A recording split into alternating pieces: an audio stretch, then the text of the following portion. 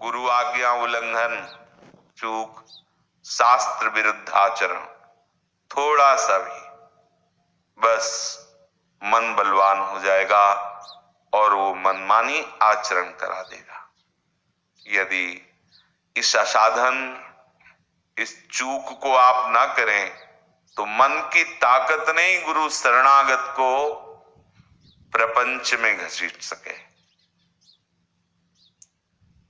श्री सद्गुरुदेव के चरणों का आश्रय लेने वाले का मन परमार्थ विमुख कर सके, इतनी बड़ी सामर्थ्य नहीं, क्योंकि इंद्रियाणाम मनुष्यास्मि, भगवान ही मन के रूप में स्फुरित हो रहे हैं।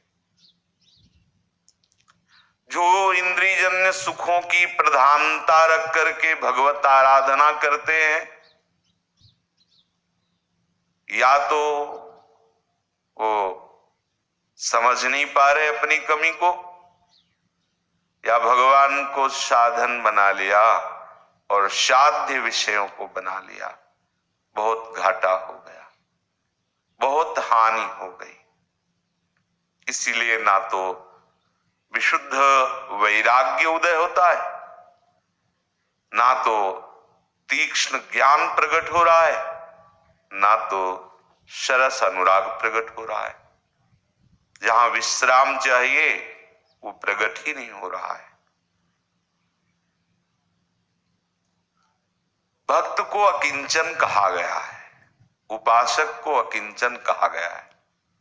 प्रभु के भी कहते हैं कि जो अकिंचन जन है वो मुझे बहुत प्यारे हैं, परम अकिंचन प्रिय हरि केरे।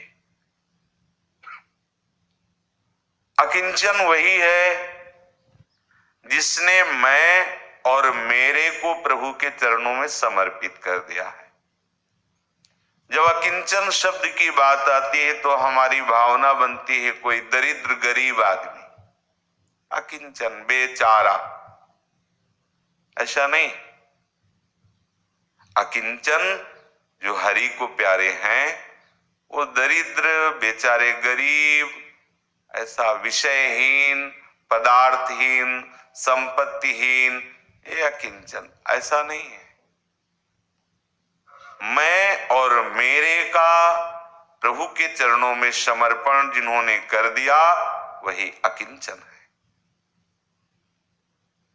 अहमता और ममता इसी प्यारी जू के चरणों में समर्पित हो गई, वही अकिंचन है।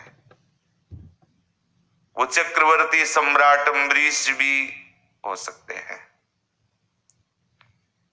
राजा परमानंद दास जी भी हो सकते हैं, राजकुमार नागरी दास जी भी हो सकते हैं। अगर अहमता और ममता बनी हुई है, वस्तु पदार्थ और भोगों का महत्व बना हुआ है, तो दरिद्र है, वो अज्ञानी अकिंचन नहीं है। फटे पुराने कपड़े पहना हुआ है लेकिन आकांक्षा उसकी है वस्त्रों की, भोजन की, मकान की। अहमता शरीर में है, विषयों में ममता है, उसे हम अकिंचन नहीं कह सकते। और बहुत ऐश्वर्य से भरपूर है, पूरा परिवार है, सब सुख सामग्री है, लेकिन हृदय में है नाथ सकल संपदा तुम्हारी, मैं सेवक समेत सुत नारी। यह अकिंचन है। भक्त अकिंचन होता है, उसकी संपत्ति श्यामा श्याम होते हैं, उसका सुख श्यामा श्याम की श्रीअंग सेवा होती है।